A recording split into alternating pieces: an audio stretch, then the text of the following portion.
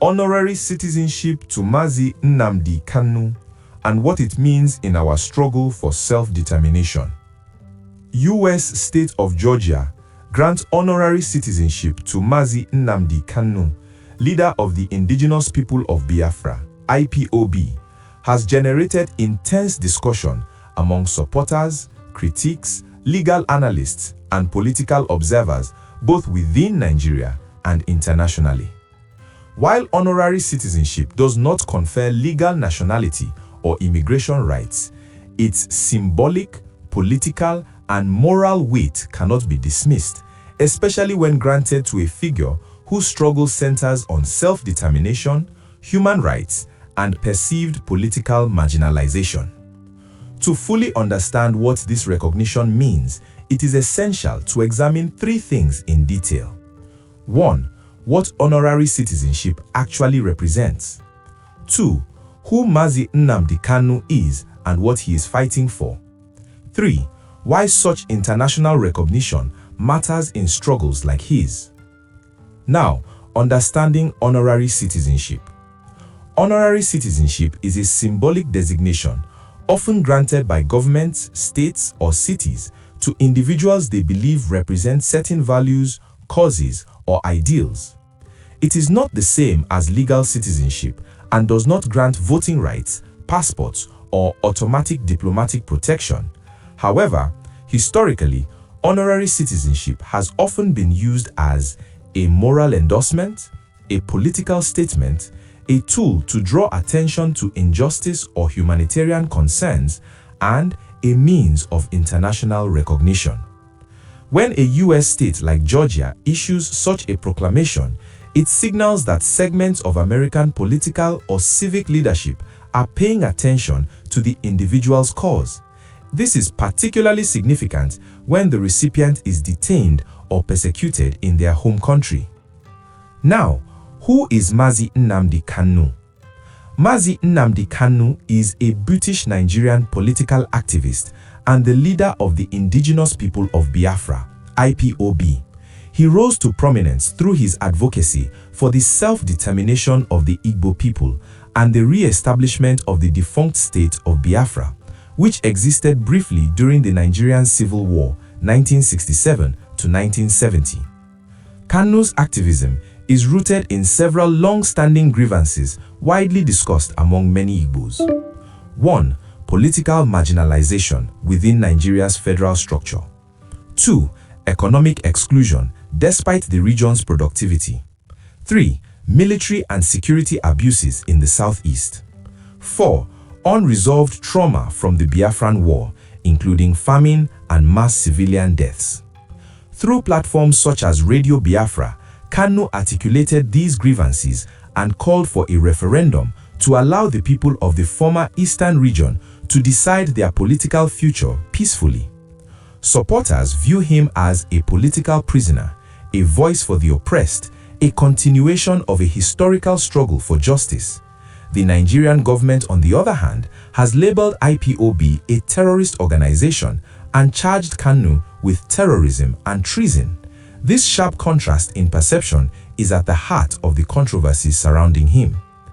Now, what Nnamdi Kanu is fighting for? Contrary to some simplified narratives, Kanu's struggle is not merely about secession. At its core, it touches on broader principles. 1. The right to self-determination. International law, including the United Nations Charter, recognizes the right of peoples to self-determination. Kanu's argument is that the Igbo people should be allowed to democratically decide whether they want to remain in Nigeria or pursue independence. 2. Accountability and rule of law. Supporters argue that his arrest, extraordinary rendition, and prolonged detention violate Nigerian constitutional provisions, international human rights conventions, and court orders that have, at times, favored his release. 3. Equality within the Nigerian Federation. Many IPOB supporters argue that Nigeria functions as a system where some regions are favored politically and militarily, while others, particularly the Southeast, are treated as conquered territories. 4. Historical justice. The Biafran War officially ended over 50 years ago, but many believe its consequences were never fully addressed. Kanu's movement is seen by supporters as a continuation of unresolved historical injustice rather than a new rebellion. Now, why the Georgia honorary citizenship matters. While honorary citizenship does not free Kanu or overturn any court judgment, it has important implications. 1. Internationalization of his case. When international bodies or foreign political institutions acknowledge someone like Kanu, it elevates his case beyond domestic Nigerian politics. It makes it harder for his detention to remain a purely internal matter.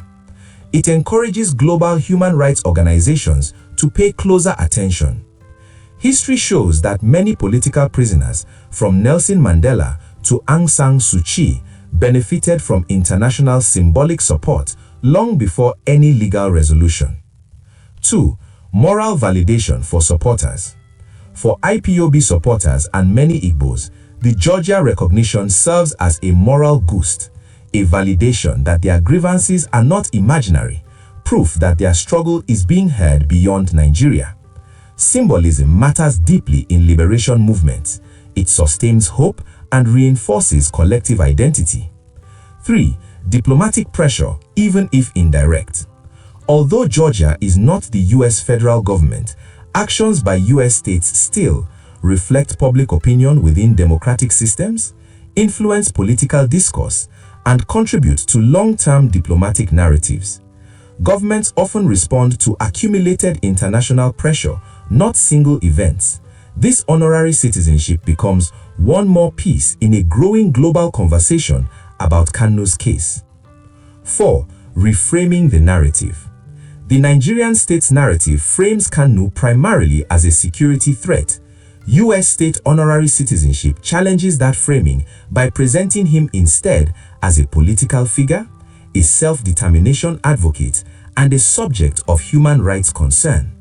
This reframing is critical in shaping how future negotiations, court rulings, or political settlements may occur. Now, what the honorary citizenship does not do. It is equally important to be clear about limitations. It does not grant US citizenship, it does not override Nigerian court decisions, it does not automatically secure his release, it does not confer diplomatic immunity.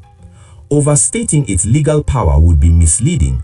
Its strength lies in symbolism, awareness, and pressure, not immediate legal consequence. Historical precedent: why symbolism still matters. Throughout history, symbolic recognition has often preceded real change. Nelson Mandela received global honors while still imprisoned. Anti-apartheid activists were recognized internationally decades before apartheid fell. East Timor's independence movement gained momentum through international acknowledgement. In each case, symbolic gestures accumulated into political pressure. Now, implications for the Biafra movement. For the broader Biafra agitation, this development reinforces the idea that the struggle has global visibility. It encourages peaceful advocacy over violent confrontation. It strengthens calls for dialogue rather than suppression. It also challenges Igbo political elites, clergy, and intellectuals to ask difficult questions. Why does international recognition come while internal dialogue remains limited? Why are peaceful calls for self-determination treated as existential threats? Conclusion: the honorary citizenship granted by the US state of Georgia to Mazi Nnamdi Kanu is not a legal solution, but it is far from meaningless.